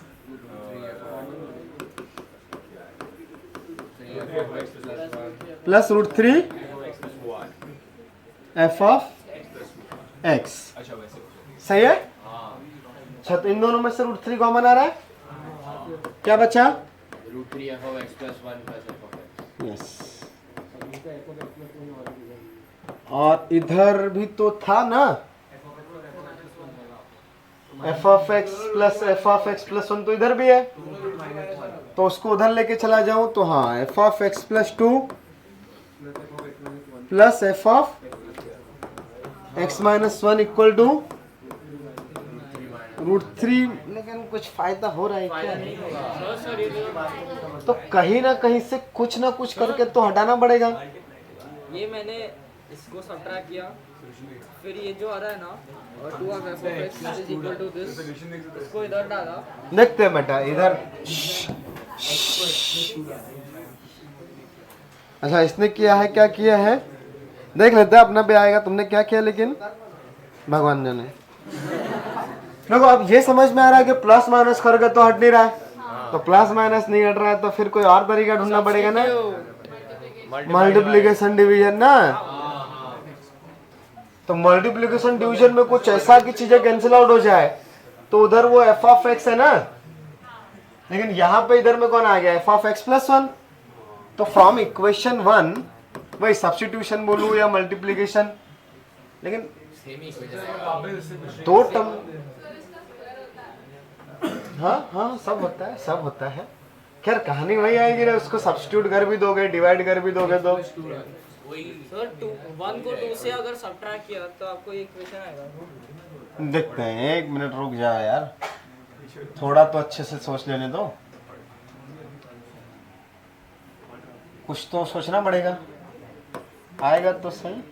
F of x plus 1 का from equation 1 क्या आ रहा है, क्या आ रहा है इक्वेशन 1 से? 3fx minus fx minus 1। Oh f of x minus, fx minus 1। इसको substitute किया तो हाँ ना, कुछ तो आएगा रे, देखते हैं। एफ ऑफ एक्स प्लस 2, इसमें √3 का मल्टीप्लाई हो जाएगा तो 3 times of F of x minus, 3 times of f of x हाँ √3 times of F of x minus 1, तो 2 टाइम्स ऑफ हाँ ठीक है। तो F of x plus 2 is equal to 2 times of F of x -√3 times of minus √3 times of F of x minus 1। बराबर है। यहाँ तक ठीक है। हाँ और कुछ मैनिपुलेट करना पड़ेगा अभी, ये x प्लस 2 है ना, ठीक है। तो और चीजें लेके आओ सिमिलर टाइप की, कुछ ऑप्शन अपने पास है नहीं, कुछ और ऑप्शन तो अभी तक है नहीं ना, तो ठीक है कुछ और सब्स्टिट्यूट करें। तो x की जगह पे अब x प्लस 1 करें, हाँ x + 1 तो ये x प्लस 1 बच जाएगा और ये x, उसका कुछ फायदा होगा। तो उसके साथ साइमल्टेनियसली हाँ उधर से उठा के भी रख सकते हैं। √3 f of x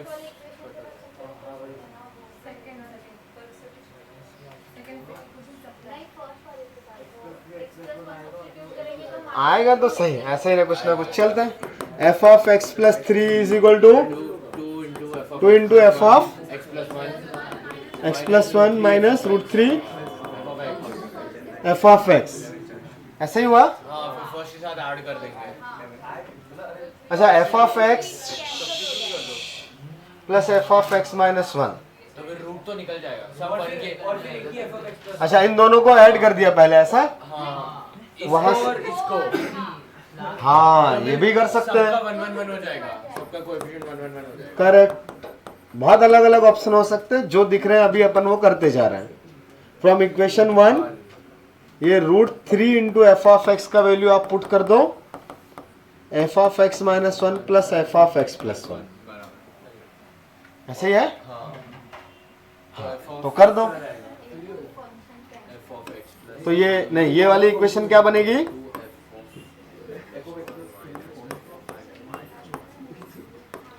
F of x plus 3 is equal to 2 times of F of x plus 1, और ये यहाँ पे पुट कर दिया तो क्या आएगा, minus f of x minus 1 minus f of x plus 1। तो ये क्या आ गया equation, f of x plus 3 is equal to F of x plus 1 minus, हाँ तो ये तो वैसा ही इक्वेशन हो गया जो थोड़ी देर पहले किया था, √3 हट गया ना, अब हो जाएगा। हाँ अब थोड़ा सा और 1-2 स्टेप कोई सा हो सकता था जो यहाँ पे मिस कम कर सकते थे हम लोग, मतलब ठीक है हमने डायरेक्ट √3 को इधर पुट किया, पहले भी कहीं पे कर सकते थे। सबसे पहले क्या किया था एक बार चेक करते हैं। हाँ? हमने देखा पीछे उन्होंने वैसे ही किया है, 12 बार पीरियोडिक कर दिया तो फिर अच्छा वही किया है। हाँ उनका जाना ना, ये x को x प्लस 1 लिखा तो ये √3 आया, लेकिन यहाँ पे √3 x प्लस 1 है, हाँ तो- आ गया यहाँ से √3 को हटाने के लिए आपको क्या करना पड़ेगा, सर आ गया। वापस x माइनस 1 करेंगे तो वहीं पहुंच जाएंगे। हाँ लेकिन कुछ ऑप्शन है नहीं, वो एक बार में √3 नहीं हट रहा है तो 2 बार करना ही पड़ेगा। फिर दूसरी बार में ये इसकी जगह पे ये पुट कर दिया, मतलब फिर एक और √3 बचा ना, या यहाँ पे √3 का मल्टीप्लाई कर देते हैं, वो बात तो वही थी, बात तो इधर से √3 का मल्टीप्लाई भी किया होता, फिर उसको उठा के यहाँ पे पुट डायरेक्ट कर देते, तो ये 3f(x) था तो उधर जाके 2f(x+1) √3 हाँ उससे भी शायद आ जाता। खैर करो इसको कंप्लीट करो, आंसर आ जाएगा। आ गया हाँ ना, वो तो है ही यहाँ पे। इससे तो आगे कर सकते हो ना।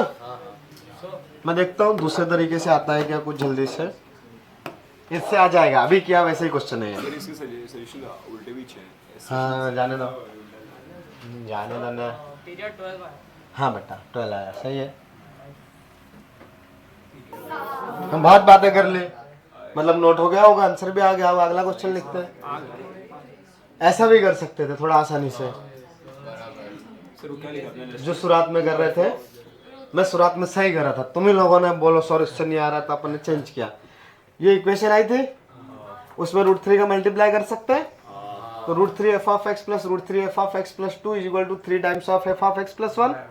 नाउ फ्रॉम इक्वेशन 1 √3 × x क्या दे रखा है, f(x+1) + f(x-1) ना, ये गिवन है ना। हाँ ये थी इक्वेशन 1, ये आई है अपने पास 2, तो ये √3f(x) का वैल्यू यहाँ पे पुट कर दिया। तो बताओ ऐसे ही होगा, f(x-1) + f(x+2) भी था, सॉरी थोड़ा लिख देता हूँ, चलो अच्छे से यहाँ पे पुट करो तो क्या आएगा बताओ, f(x+1) + f(x-1), ये टर्म हो गया। ये क्या एज इट इज रहेगा ना, √3x+2 = 3 times of f(x+1). तो यहाँ से क्या आया बताओ, 1 + √3 times of f(x+2) = 2 times of f(x+1). सही है। हाँ अब अगेन फ्रॉम इक्वेशन 1 या इन इक्वेशन 1 आप x की जगह पे रिप्लेस कर दो x+2, तो क्या आ जाएगा वो, यही है ना, f(x+3 +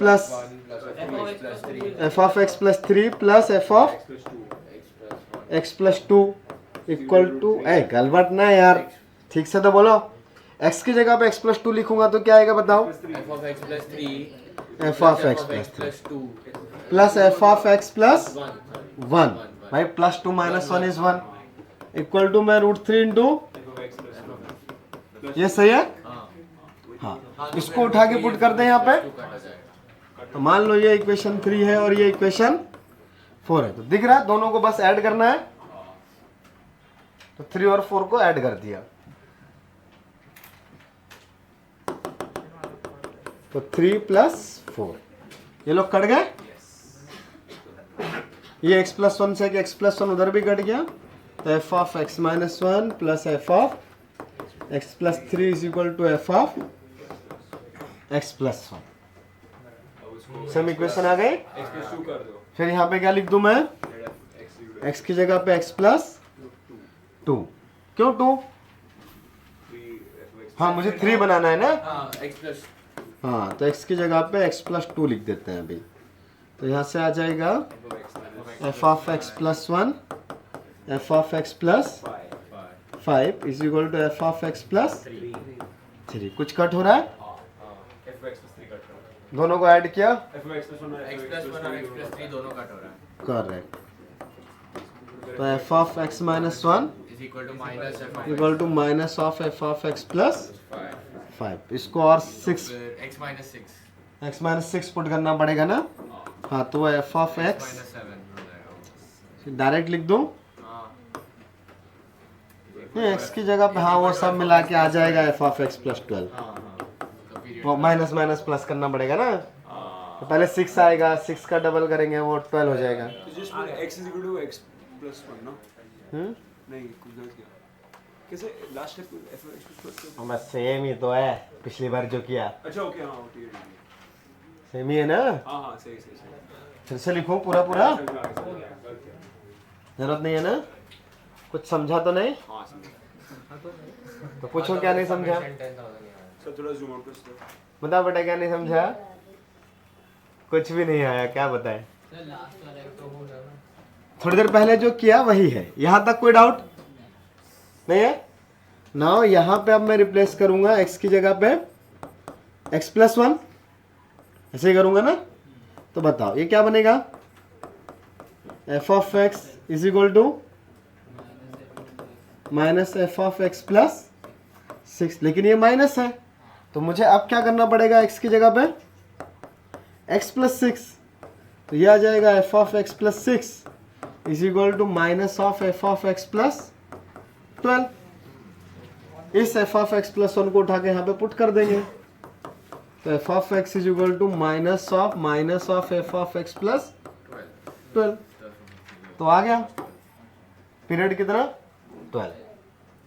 और आंसर 10,000 पीरियड इज 12, तो हर बार वो F5 ही आएगा 100 टाइम्स, तो 100 इंटू 100 10,000। चलो आगे बढ़ते हैं थोड़ा सा, बहुत पढ़ लिया ये सब। चलो ये सब हटाओ, अभी लिख लिया। अगला हेडिंग डालो, क्या डालोगे, कंपोजिट की इनवर्स, क्या पढ़ना पसंद करोगे? चलो हेडिंग डालो कंपोजिट फंक्शन। तो डाट में आते कंपोजिट, डेट में आ रहा है कंपोजिट? अरे मैं बोल सकता हूँ कब आया था डेट? बस पुट करना अभी एफ ऑफ क्या फर्क पड़ता है, चलो डेट का मान। कंपोजिट फंक्शंस आज होगा क्या? आधे घंटे, वैसे भी सब लोग एकदम नींद में हैं। नेक्स्ट क्लास में फंक्शन खत्म हो जाएगा, जो ज़्यादा इजी है सर वो ले लो, कंपोजिट ज़्यादा कुछ easy इजी नहीं है। चलो कोई फंक्शन है एफ ए टू बी, अगर ए टू बी कोई फंक्शन है और दूसरा फंक्शन अगर आपके पास डिफाइंड है जी,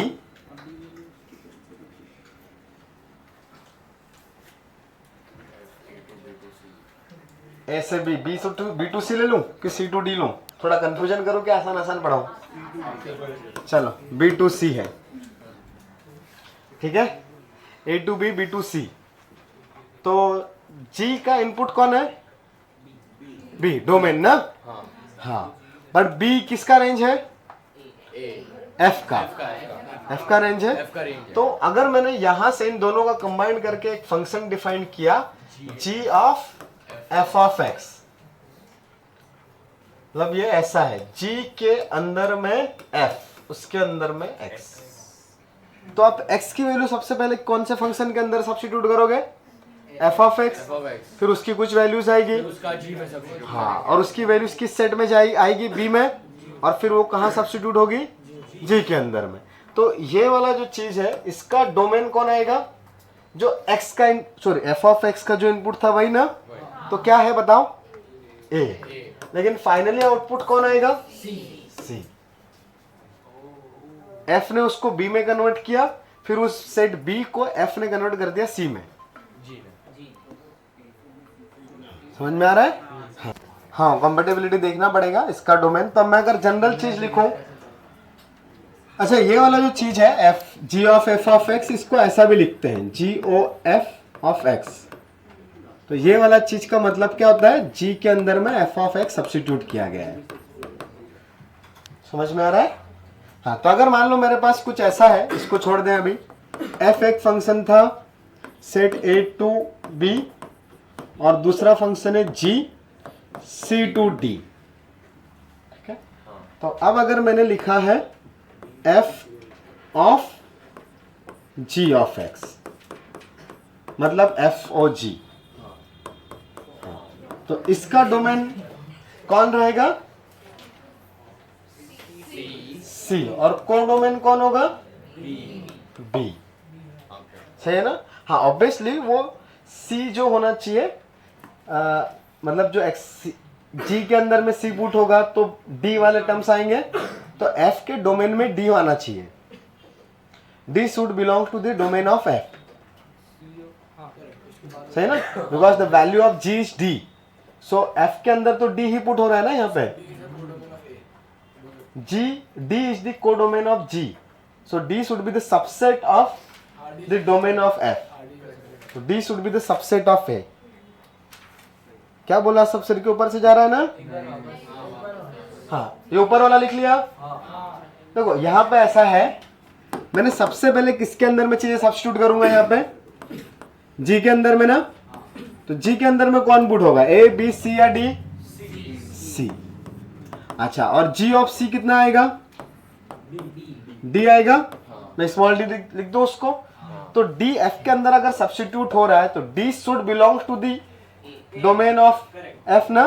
हाँ, मतलब d should belong to the capital है, right.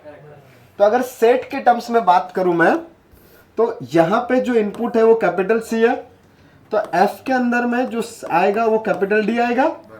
So that D should be the subset of A। सही है, दैट इज द रेंज।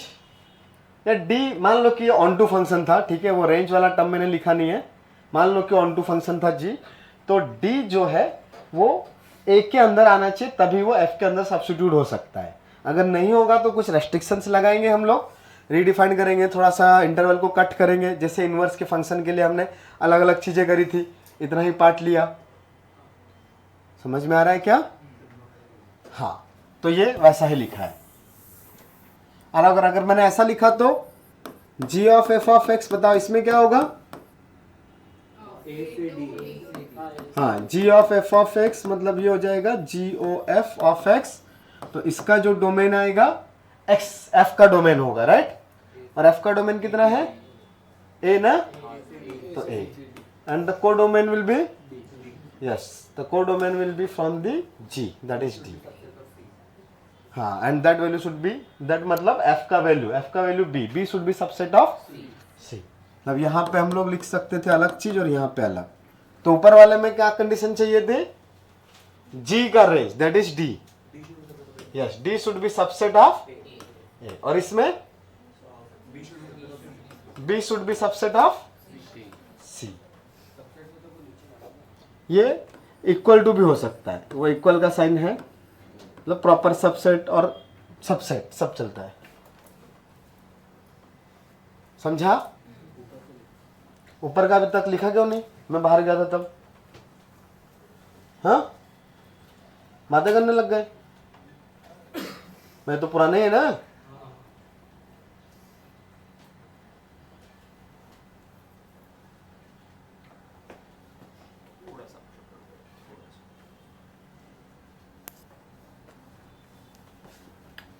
मतलब और अच्छे से लिखो तो रेंज ऑफ, यहाँ पे ऐसा लिख लेना चाहिए। यहाँ पे ना थोड़ा सा और अच्छे से वर्ड्स में लिखेंगे तो D कैन बी कोडोमेन ना, ज्यादा भी हो सकता है ना। Range of D should be yes, domain तो ऑफ यहाँ पे range of G of X should B subset of domain of F, that is A। और यहाँ पे क्या होगा? किसका रेंज? F ऑफ X का। किसका सबसेट होना चाहिए? Domain of G of X। तो G का कितना है? Generally G of F of X is not equal to F of G of X।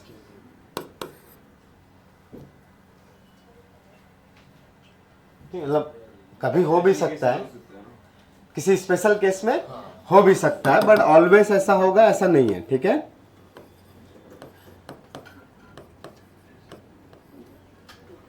Generally, f of g of x is not equal to g of f of x.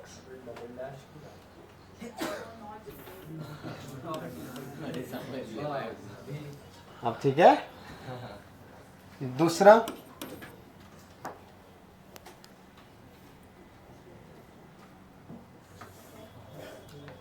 if f and g both are bijective, if f and g both are bijective, G of F of X will be by yes, and f of g and g of f जो भी defined है, and if f and g both are bijective and g of f of x is defined, then it will be a bijective function. दोनों 1 1 1 2 है, तो हर बार different input पे different output आएगा ना, तो उनके रिजल्ट में दोनों को मिलाने के बाद भी तो वैसे ही होगा ना। समझ में आ रहा है?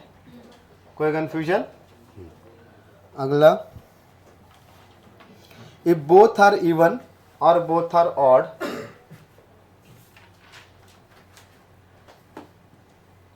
नहीं उसके लिए टेबल बना लेते हैं इवन और ऑड के लिए, रुको। ये तीसरा वाला है f of g of x की बातें कर रहा हूं मैं, ठीक है। तो अगर ये इवन है और दूसरा वाला भी इवन है तो बताओ क्या आएगा, ये इवन आएगा या ऑड आएगा? इवन। अच्छा ये भी ऑड है और इधर भी ऑड है, तब क्या आएगा? ऑड आएगा कि इवन आएगा? सोच लो। ऑड। कैसे भाई? दोनों ऑड है ना, तो F of g of minus x क्या आएगा? तो ऑड फंक्शन के लिए क्या होता है?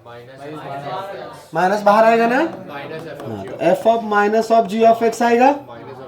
अच्छा अब लेकिन एफ के अंदर में माइनस है तो माइनस बाहर आ जाएगा, तो ये minus f of g of x बन जाएगा क्या? तो अगर दोनों ऑड है तो क्या आ जाएगा? ऑड। ये समझ में आ रहा है कि नहीं? पक्का सबको? नहीं? ओके। तीसरा, एक इवन हो गया और दूसरा ऑड हो गया, आप बताओ। इवन। हाँ मैं यहाँ पे माइनस पुट किया, बाहर आएगा माइनस, लेकिन इवन में तो गायब हो जाएगा, तो बाहर तो बचेगा ही नहीं माइनस, तो क्या आ जाएगा ये? इवन। अच्छा चौथा, ये ऑड और फिर अंदर में इवन, अब क्या आएगा? गलत, फिर से इवन आएगा है ना।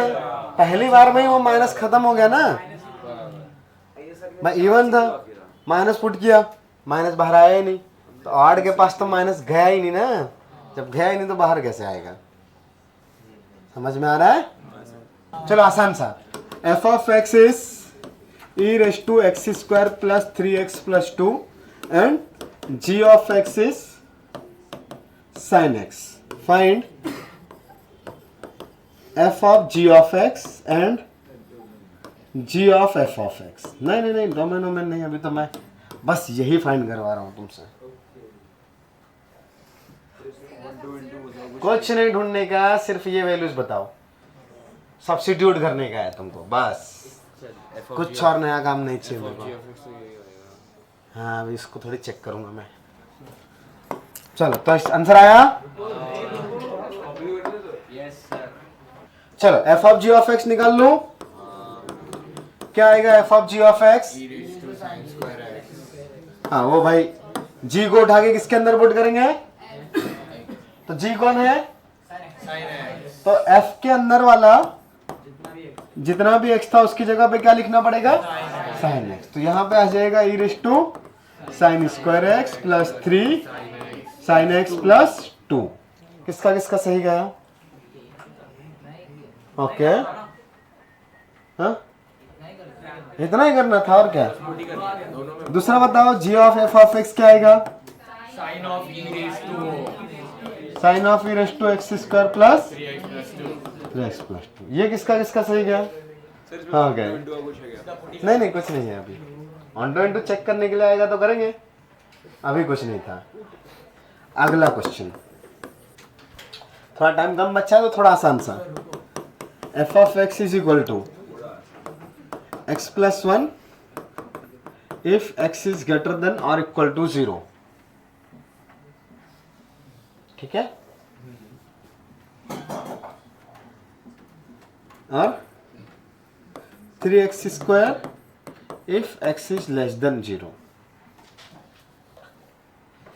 ये हुआ अपना मेरा कौन? F of x and g of x is आसान सा ले रहा हूं,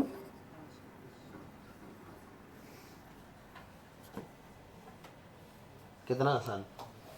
बहुत आसान। X square minus 1 for all x belongs to real number. Find f of g of x. Find the definition of F of g of x. ये सब इस तरीके से लिखना, मतलब डेफिनेशन लिख रहे हैं फंक्शन की। So find the definition of F of g of x. देखो ये तो बहुत छोटा सा चीज ही अपने को दिख रहा है भाई, जी में सिंगल वैल्यू है ना, तो दोनों ही जगह पे क्या पुट करना है? एक्स। यहाँ पे भी दो वैल्यूज आ सकती थी बट मैंने ली नहीं है बस अभी।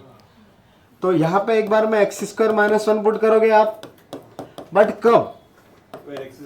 X square minus 1 is greater than equal to 0 ना। चाहो तो मैं और अच्छे से लिखता हूं समझाने के लिए। F of g of x will be g plus 1 if ji of x, मतलब ये जी ऑफ एक्स था, इज ग्रेटर देन और इक्वल टू 0। यहाँ पे एफ के अंदर में जी ही पुट हुआ है ना, फिर नीचे में अगर जी पुट कर रहा हूं मैं तो G square of X if ji of x is less than 0। तो अब हमें डिसाइड करना पड़ेगा ये जी ऑफ एक्स कब ग्रेटर देन 0 आ रहा है और कब लेस देन 0 आ रहा है। करेक्ट। तो जी ऑफ एक्स कौन है? करेक्ट। अभी दोनों ही बार सेम ही है, तो यहाँ पे X square minus 1 plus 1, but condition है X square minus 1 should be greater than और इक्वल टू 0, और दूसरा एक्स स्क्वायर माइनस 1 का होल स्क्वायर, बट कंडीशन है X square minus 1 should be less than 0। तो ये इनइक्वालिटी सॉल्व करते आती है, क्या आएगी बताओ?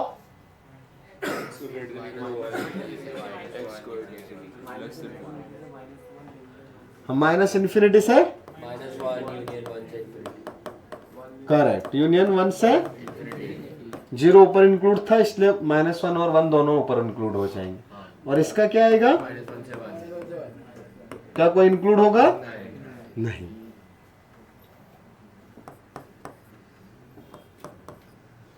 तो ये आंसर है। टाइम बचा है? 6 मिनट बचे रे।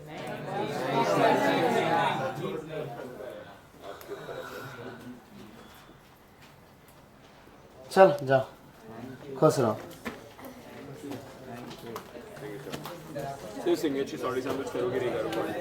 जो टॉपिक हार्ड जाए उसके करो, जिसका एक्सरसाइज फ्लो में सॉल्व हो रहा है उसका स्किप करो। कोऑर्डिनेट पता नहीं जा रहा है डिफरेंट। हाँ, कोऑर्डिनेट के तो सॉल्व एग्जांपल करने ही पड़ेंगे, मस्ट है।